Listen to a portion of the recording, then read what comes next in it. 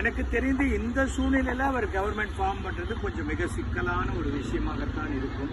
அரசியலில் என்ன வேண்டுமானாலும் பார்க்கலாம்.